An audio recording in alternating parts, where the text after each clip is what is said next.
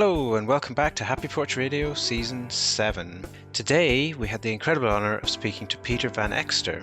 He is working every day on rethinking our production systems to meet human needs within the boundaries of our planet.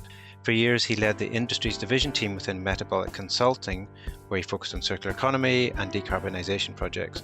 But recently Pieter joined Metabolic Software to develop and launch Link, which is a SaaS product that allows companies to assess their impacts related to nature and biodiversity. Emily, this was one of my favourite conversations, I think, for a long time. Yeah, it was a good one. I feel like we sort of got into a lot of things in a way that was very exciting and allowed that emotion to come out a little bit. And that's always my favourite parts of the conversation. Yeah, you always ask amazing questions and then I'm too busy focusing on geeking on practicalities and details. I mean, there was a lot of stuff for both of us to geek out about. I feel like Peter's shared his story with us about why this became important to him and why it remains important to him. And I think that those sort of personal details are really, really engaging and really touching and really relatable, you know? There's so much that we can all relate to in that. Absolutely. And then in this last quarter, the last third of the conversation, after some fascinating conversation and amazing topics about metabolic and about the systems thinking that overarches everything that they do,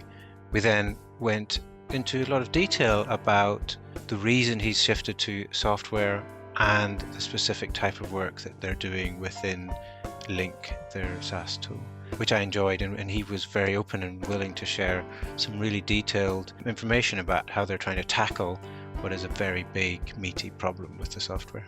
Yeah, and Metabolic is a company that I've been aware of for quite a few years. They're based in the Netherlands. I used to be based in the Netherlands. Their Living Lab project, which is a physical place you can go and visit, it's something that I've been to a few times, and it's always a real place of intrigue and curiosity and inspiration. So it was really great to have a chance to talk about that as well. Something for everyone. And so without any further ado, let's meet Pieter. Hi, my name is Pieter van Exter. I'm the Director of Product at Metabolic Software, and Metabolic is a systems change agency that's striving to transition the global economy to a fundamentally sustainable state, where both people and nature thrive, and the circular economy is at the heart of all the work that we do. Before my role as Director of Product, I've been leading the industries team within Metabolic Consulting, where we really work with decision makers on finding pathways and strategies to a circular and sustainable and resilient future. Brilliant, thank you, and welcome to Happy Porch Radio. Thank you. So we always like to start a little bit talking about what brought you on this journey and where you started. There's an excellent little teaser in your bio on the website talking about an organic farm. So I'd be interested in hearing why you do the work you do now and why you were driven to it. So let me start then, even before the teaser that you can all see on the Metabolic website, what led me to start working on a farm in California. This was in high school. I had a chemistry teacher. She just joined the school, and she came from Shell, of all companies. And one class where we were all preparing for another hour of chemistry and formulas, she stopped the class and said okay, we're going to watch this documentary. You all need to watch this. We're not going to do any chemistry. And what she showed was a documentary about cradle to cradle. And I remember that I was flabbergasted and so inspired by the idea, the notion, on one hand, the urgency of the problem, but also the elegance for the solution. And that started this journey for me. And as soon as I got out of high school, I wanted to explore if this was really something that I wanted to devote my career to. And one of the things that I wanted to do is go out and experience what climate change is and what agriculture and food systems look like. And I went to California, where I worked on a farm for a couple of months. And that is where drought and the effects of climate change were already really visible. So that was an important moment for me. And then later I went closer to home and started joining Urgenda. Urgenda is a Dutch NGO that's, I think, internationally most known for suing Dutch government successfully for not following the Paris Climate Accord. Learned a lot from the people there, and then applied for industrial ecology program, which is often called as the science of sustainability. Awesome. I really like the way you described the cradle to cradle, exposure to cradle, where you talked about the magnitude of the problem, but also the elegance of the solution. And cradle to cradle, obviously, for listeners, we'll link to more details about cradle to cradle, but it's a pretty awesome certification, I guess, and standard around products full life cycle and circularity and more even. So what I'm interested though is when you mention elegance there, that doesn't mean necessarily simple, right? No, absolutely not. And I think, well, later on, one of the criticisms also for me is that maybe it is being put a bit too simplified by the Cradle to Cradle founders. But no, it is about elegance and as simple as possible, but not simpler than that. It's about also embracing complexity and all the dynamics and interactions that you would find in nature. And then you talked about doing industrial ecology. So we haven't touched on industrial ecology, I don't think, in this podcast very much. So I'd love to maybe just hear you talk a little bit about that and how that helped with your journey then eventually to Metabolic. Yeah, so I think there's always like two parts about industrial ecology. Industrial ecology is also later being the inspiration for the Cradle to Cradle. And later on, there's also been a lot of like argument discussions between founders of the industrial ecology movement and the Cradle to Cradle family. One of the gurus in industrial ecology is called the Gradle. So you had like this Gradle versus Gradle, but that's more a side note. So industrial ecology, there's like two sides. One is to quantitatively assess the environmental impacts of systems. So it's a toolbox of methodologies like life cycle assessments, material flow analysis, environmental input-output analysis to put numbers and data and facts to sustainability. That's a really important part. But I think the more inspiring and equally important part is the metaphor. So industrial ecology is about designing industrial systems, so our consumption and production systems, in analogy to nature, to ecosystems, where waste doesn't exist, where indeed there is this complexity and this interaction between different species, different entities within the system that at the systems level create the most optimal state. So learning from the billions of years of evolution. So biomimicry is an example of that, but this is more designing at the systems level. And then I was interested in how that led on to Metabolic, but I think there's already a really clear connection there would you describe you sort of falling naturally into that systems thinking side? Yeah, sometimes, at least internally, we also refer to Metabolic as kind of like an applied industrial ecology firm, agency. So a lot of our work, that systems analysis, that quantitative assessment, but also that view on solutions, that integrated solutions, is really what Metabolic is doing day in, day out. So it was a really logical fit for me. I have a question just before we sort of move into Metabolic and what they're all about and what you do there, because you've taken us on this nice journey of yours, learning about all these things, connecting, the natural world with the industrial world. I'm just wondering, like, on a personal level, like, how did it feel to learn all those things and be exposed to those ways of thinking and maybe like realize the situation that we're in as a planet? That's a really good question. It's fluctuating a lot for me. It's a bit like an emotional roller coaster. For instance, this farm in California where I spent months working with an amazing family was like introduced in an amazing community that was working day in, day out on that farm. A couple of years later, that whole farm was just burned down by forest fire. And those are moments that it really hits you, right? So it makes this direct connection and this emotional connection. And that happens much more often also when there's no direct relation for me. I often feel anxiety when I read the new IPCC report. I also have now a newborn, a 2-year-old, and concerned about its future. At the same time, I'm also happy that I have, let's say, access to understanding this system and understanding what's happening, and also be able to devote my work and great part of my life to solving this. So I'm happy that I'm also able to understand what's happening and what a solution could be. Yeah, so wow. I mean, there's like those personal connections to the sort of global situation, having that farm that be destroyed by wildfire, and then also the connection with the next generation through your child. The whole sort of story, the whole transition becomes so personal. I think everyone working in this space, or so many of the people that Barry and I have spoken to, they have that sort of really personal connection, and it makes it so much more powerful.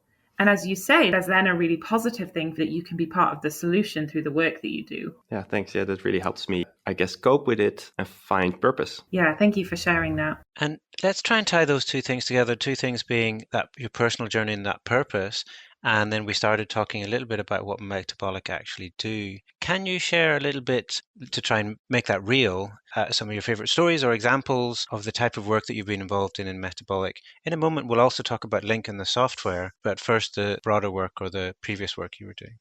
Metabolic is doing a lot of things. So maybe it's good to just quickly introduce kind of like the structure of Metabolic and kind of like how we approach systems change. And then I'll give some concrete examples that I think depict how we kind of effectively work together. So Metabolic has 5 core areas of operation that together form the metabolic ecosystem. So we have consulting, which is a big important part, kind of like the heart of Metabolic, which does a lot of work with cities and governments, but also with corporates and NGOs, helping them on their problems using the same system thinking and to guide them. We have an institute, which is our non-profit think tank, where we look at, let's say, overarching problems for a longer period of time. We have ventures, and ventures is really about making and growing and accelerating really good ideas and scaling them in such a way that they stay true to their core, to their mission, and to their ideas, and really apply that systems lens in building out new organizations. And we have our foundation. Foundation is working in Aruba and is doing a lot of like on-the-ground work with the community on recycling, on reef protection, and a couple of other topics. And then we have software. And software is a relatively new entity in our ecosystem, and that's really about scaling our impact, because that's what we're all about. Metabolic, when I joined about 5 years ago, was 20 people. Now we're at 100 people. And with a mission as bold as transitioning the global economy to a fundamentally sustainable state, we need to find other ways than just adding more people to scale our impact. And this system thinking, understanding and analyzing the dynamics and the interactions between systems is kind of what binds all these different entities together. And a couple of examples. One of the first projects that I worked on was for the city of Rotterdam here in the Netherlands, where we did a full material flow analysis of all the materials entering and leaving the city and used that as a basis to develop a circular economy strategy. We also applied that more directly with an organization, the Erasmus Medical Center, which is the biggest hospital in the Netherlands, and identified all the materials entering and leaving the intensive care units. And then the hospital sector is responsible for about 7% of the global climate footprint in the world. So in the Netherlands, it's bigger than our footprint of aviation. So this huge hidden impact that is happening day in, day out. And was a really special project because this happened also amidst the COVID pandemic, where we really looked at the different material flows, talked to the suppliers, and now we're rolling out through different strategies to actually move towards a circular intensive care unit. Another example, last example, is a project that I did on the intersection of circular economy and the energy transition, where we really looked at critical raw materials that are needed for building the renewable energy system of the future, and identified that we really need to change tactics to ensure that we don't hit any roadblocks for securing all those resources that we need in this very short amount of time. That's amazing. Too many questions to ask. That last example you gave, I think, is particularly powerful. One of the, I guess, objections that sometimes I hear to, or problems to renewable energy, the rate of change in renewable energy is the critical materials and where the sourcing, afterlife use of that all happens. So really interesting, because again, going back to your point about elegance, it feels like, circularity and circular economy thinking such an obvious contributor to that situation. So I'd love to hear a little bit more about that and what kind of for you came out of that project. I think a very good subject to illustrate how system thinking can play a role, but that it's also sometimes difficult to communicate it one-to-one, because when we were first starting about this topic, there were a lot of people, especially in the energy space, that were really upset that we were actually calling this out as a problem, because they said hey, you should be on our side, let's say. So it was, let's say, the fossil fuel side versus the renewable energy side. But that's not really what it's about. We are all about getting to a renewable energy system as fast as possible. And that's why we think we need to kind of anticipate any barriers, any risks, such as critical minerals. Because what we're seeing is that the technology that we're building our renewable energy system on uses various elements at really high and really large shares. And we need to build that in 1-2 decades. These are all like orders of magnitude larger than how we are using these materials at the moment. So that means that we need to open new mines, but also find ways to retain these materials in our system, because they are not designed for reuse at the moment. They're not designed for repair. They're not even designed for recycling. It was really nice to make that tangible, to put it up on the agenda and showing that for the Netherlands, for some of these materials, we would need about 5 to 6% of the global production per year just to cater for the Netherlands, which is about 0.2% of the population and about 0.9% of the global energy use. So maybe we can solve it as the Netherlands, but then we haven't solved our climate crisis, more to say. So we really need to do a couple of things. And I think this is also like illustrating the entire, let's say, menu of what circular economy has to offer. So the first things are really around refuse and rethink.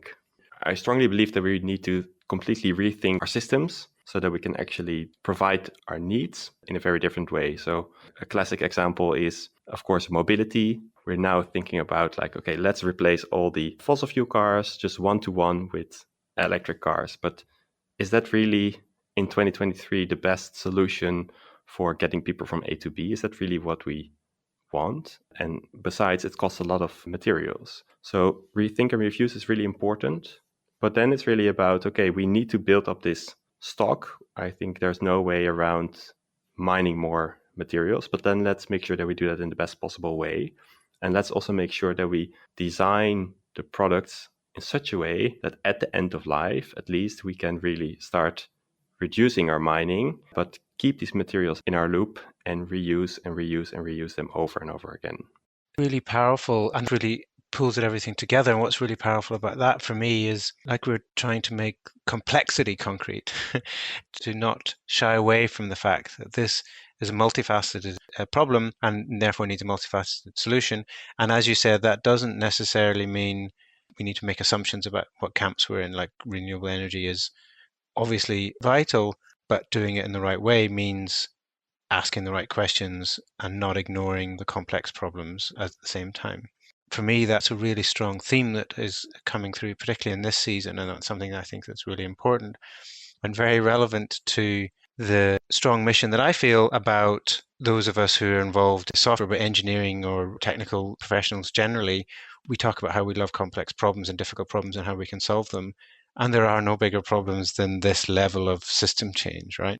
It's fascinating, and we need a lot of software engineers and bright minds in general across the entire spectrum to join forces here, because there is also a lot of work to be done on the methods, because they have been so like underinvested. I think that was another feeling, going back to your question, Emily, is that I'm also sometimes surprised or concerned or worried about kind of like the state of sustainability methods that are applied globally. So I think because they've been so underinvested, like everybody's now looking into about measuring their carbon footprint, etc. But the people that are developing these systems are using methodology and data for which it hasn't been designed to, and are developed by a couple of PhDs who are brilliant. But we really also need to kind of like scale that up and really invest in the right data and insights. So more resources, but also more bright minds are very welcome in the space. That's funny that you just painted a picture as if like there's just a couple of people in a room who've thought like, oh, maybe this like circular economy thing would be a good idea, or maybe this particular sustainable solution would be a good idea. Sort of jotted things down. I know that's not what a PhD is, I realize. For instance, if I can just give an example, like a lot of the standard way of measuring, for instance, your supply chain carbon emissions is now happening through an input-output model, spend-based methods. That's not the way I prefer to do it. So for the record, this is not how we're doing it at Metabolic, but this is kind of like how most companies are approaching it this way. There's like a handful is a bit too much, but there's only a couple of hundred people that really understand the math here and know kind of like how these models came about. And I think that's concerning, because it's not leading us the right insight, or it's not leading these companies to the right insights. Because that's really interesting that it's so like in juxtaposition to this idea of systems change. The fact that like the sort of that deep level of understanding, that level of knowledge is in the hands of so few, whereas the change has to be, by definition, in the hands of many, if we're talking about systems change. Absolutely. And that's also why I pivoted to software. I don't have a software background, but I think that is one of the keys to bring knowledge and capabilities to many. So on that note, I'm wondering if you can talk to us about the living lab that Metabolic are involved in Amsterdam Nord. I think that's how I was introduced to Metabolic, was at the site de Kovel in Amsterdam. And I feel like having a physical location with like sort of tangible things that people can see is a really interesting way to engage that many that we need to engage in order to create this systems change. Absolutely. So our living lab, which is called De Keuvel, is built here in Amsterdam North and is kind of also the founding ground of Metabolic. So it's developed 10 years ago. Metabolic is now 11. It's built on a old like shipyard, and it is this place where we can experiment with a lot of like circular economy solutions, both low tech and high tech. So it's a community of small companies, and we have a cafe and a restaurant, and there's a lot of experiments happening from like blockchain and exchange of energy through blockchain as kind of a high tech solution. But also we're working with soil remediation. We work with different ways to collect and restore and purify water. There's a lot of compost techniques happening. And we have an aquaponics system where we both grow fish and crops at the same time. And they also support each other by exchanging nutrients. And then indeed, it's a very important place for identifying kind of like how the future could look like in many forms and shapes. And it's also a place that has been inspiration for a lot of people. I think there has been now like 30 or 35 video crews visiting the site. Today we have a university coming by and visiting the place. They get a tour. So it's also really nice to see that a local place can also bring and change so many people's minds. I love that it's like an example of what the future can look like, or an example of one way that the future could look. I really feel like we need more of that. There's so much, I think necessarily there's so much talk about sort of the disastrous direction in which we're heading. But I would love for there to be more, I guess, like imagining of what the future could look like when we do it right. So it's really encouraging to have that example through Metabolic. Yeah, exactly. And now we have built the second version next to it. So version 2, which is living like houseboats on the water. Then they're also climate adaptive, but we've applied a lot of the lessons learned there. And now we're also looking at how can we build, let's say, version 3.0. It would also be interesting, you mentioned as well there your own journey to moving to software, and we're talking about real world physical and building those physical spaces for things to happen. And you talked about that as a way of scaling, and then you talked about your own journey of moving to software as a way of scaling. So it'd be interesting to talk a little bit about whether that's talk about Link specifically or software more generally, how you see that or why you see that as an important area to focus on. So what we see is that sustainability, the concepts behind it, circular economy, but also climate, and especially nature and biodiversity are really complex topics to comprehend, at least deeply comprehend and engage with. We also see that these insights, this knowledge, these ways to calculate things properly should be in the hands of everyone, not everyone literally, but at least everyone that is professionally responsible for reducing and improving the impact of organizations. And we think that software is actually the best solution for that, because we're also noticing that most of these companies and the sustainability teams in these companies are really overwhelmed by requirements, by demands from internal, but also from investors. And they really need to have the best possible tools, the best possible ways to communicate, to quantify, to prioritize impacts across these different complex topics. And that's why we are building Link. And Link is focusing on understanding, reporting, prioritizing impacts and risks related to nature and biodiversity. That is really the next issue that we really should start tackling, and is a much bigger threat and concern than climate change in many ways, if you look, for instance, at the planetary boundaries. Tying that back to the whole theme there about systems thinking, carbon accounting always feels, while important, very narrow. Although I'm sure it's many listeners will challenge me on that, but it does feel like that is we can't measure one thing only, even if we're trying to tie things like circularity to carbon. But it also sounds really complex, going back to the other theme we've got here. So how's it going? How are you addressing that complexity within Link?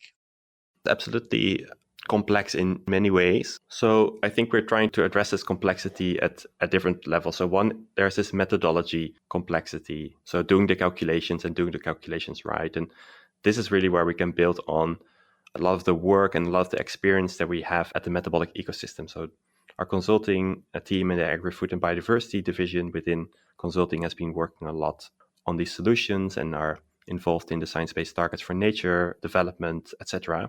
So we can build on that. And that's where we need both impact data, but we also need geospatial insights. So that makes it even more complex.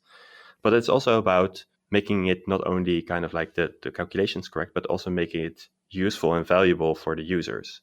So this is really where we need to combine this science and the science-based methods with user-centered design.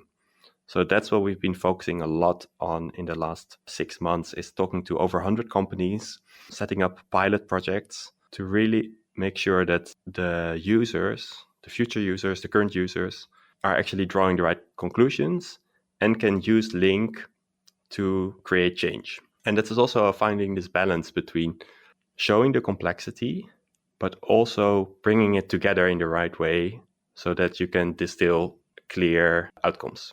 Sometimes you really need to go into the nitty-gritty and go into the details if you want to look for a specific impact like water risk, or you want to talk to a specific supplier or talk to your design team about a specific product.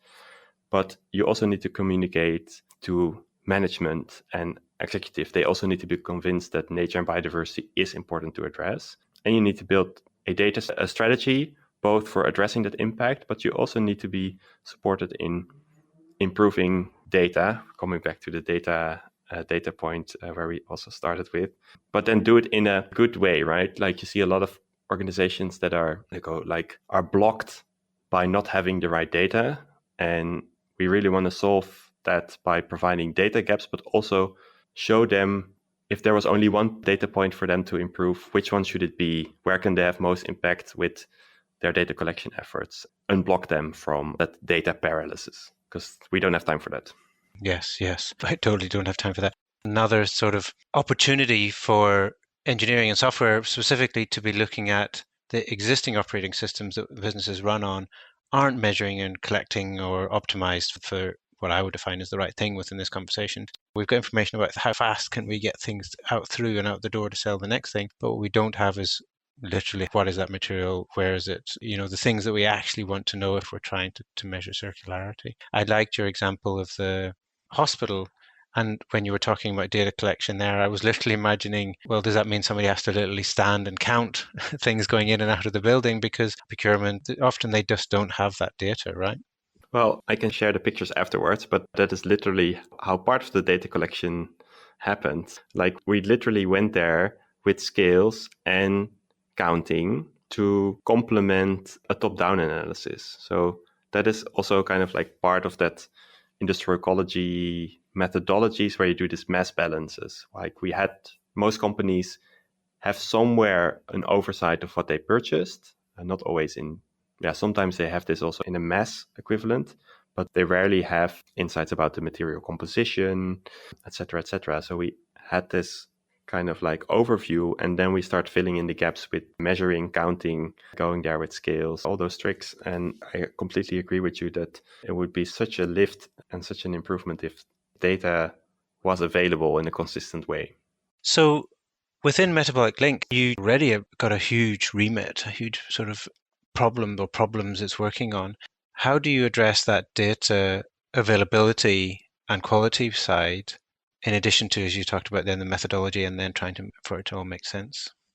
There are 3 elements to it. So one is around matching the data to physical material flows. So indeed, like just this example of the hospitals, like we translate procured data, purchase goods, to material flows and masses, because that is the best way to start data with, and that is being done within the platform for you. So that matching is really important, saves a lot of time and gets really granular and precise.